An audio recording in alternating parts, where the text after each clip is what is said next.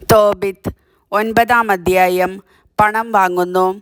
തോബിയാസ് റഫായേലിനെ വിളിച്ചു പറഞ്ഞു, സഹോദരൻ അസറിയാസ് ഒരു ഭൃത്യനെയും 2 ഒട്ടകങ്ങളെയും കൂട്ടി മേദിയായിലെ റാഗസിൽ ഗബായേലിൻ്റെ അടുത്തു ചെന്ന് പണം വാങ്ങുക.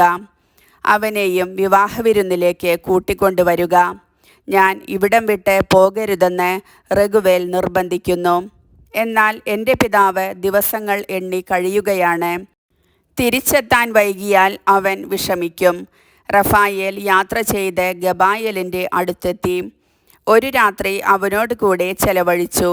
ഗബായേലിന് അവൻ രേഖ കൊടുത്തു.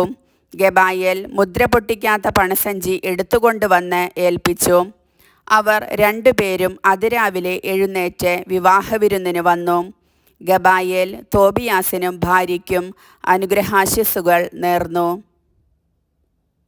കർത്താവിൻ്റെ വചനം.